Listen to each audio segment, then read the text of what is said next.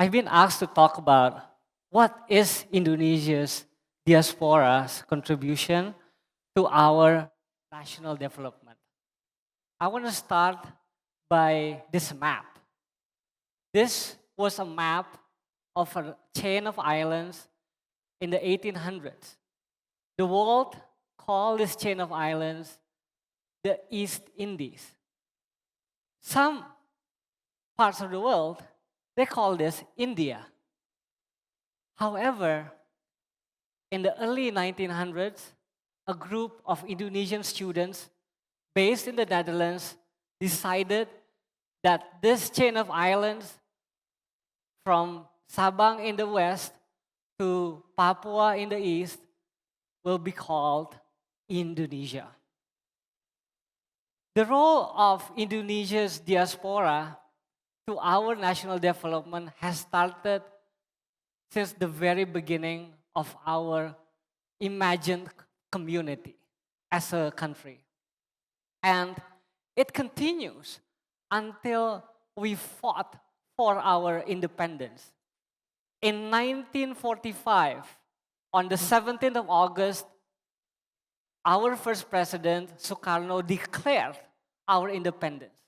However, it was not until 1949 that we are truly independent as a country. We fought for our independence with the military and with diplomacy. In late 1948, one of our diplomats wrote a one-page piece on the New York Times. A lot of us might not be aware of this text. On that one-page text, he said that in the modern history of nations, only Signer Mussolini stabbed in the back in 1940, and Japan's sudden attack on Pearl Harbor in 1941 equates to what the Dutch did in their first police and their second police act in 1948. And he said to the US government to stop funding the war in Indonesia. Because after World War II, the Dutch was technically bankrupt. They relied on the Marshall Plan from America to fund their war in Indonesia. And after this text was published, there was an uproar in America to stop the war, and the funding stopped, and they had to come to the negotiating table. Who was behind this text? It was a young man. He was 30 at this time of the writing, and he was educated in the Netherlands. Professor Sumitro Joyohadikusumo, the father of our current president, President Prabowo Subianto. So, the way Indonesia today works is shaped by our leadership. And our leadership is very much shaped by the experiences that he or she experienced as a child and as a young adult, either in Indonesia or outside of Indonesia. I want to show you this picture. This is a picture of our current president's yearbook when he graduated from high school. So he went to study in 4 different continents, and he graduated high school in the American school in London using a curriculum very similar to what is today called the IBDP. He said, "I agree with no man's opinion, I have some of my own." He was the captain of the soccer team, the debate team, the chess team of his class, of his school, even though he was the only person of color in his school. And he gained the confidence to fight. He gained the courage to fight when he was educated abroad. So even though he lost presidential elections from 2004, 2009, 2014, and he tried again 2019, he lost 4 elections.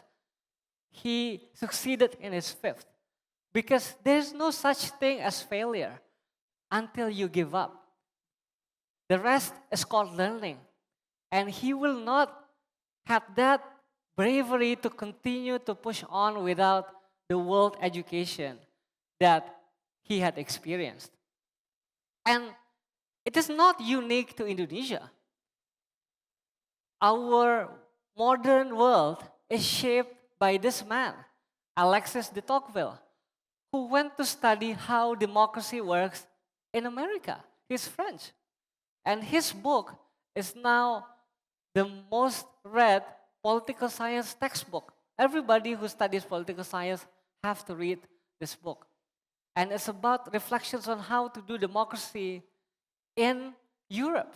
And that only happened when someone like him stepped out of his comfort zone, stepped out of this small little bubble and see what the world does. And they see that things might not be the way things should be. And it is the same story with me. I'm not like most Indonesians. I have written 30 books even though I'm only 35. And 10 of the books that I have co-written, I've co-written with our current president, President Prabowo. How is it that I, as a young Indonesian, had the courage to discuss very heavy stuff with our current president? How is it that I could craft words so that everybody in the world who reads President Prabowo's text reads my text? I was a product of international education. I went to school in an international school here in Indonesia.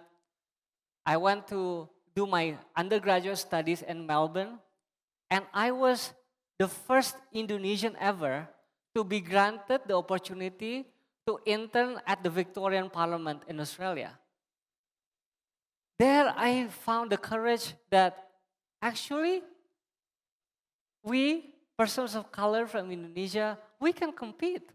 We are the same with the rest of the world, with people who are white, people who are yellow, right?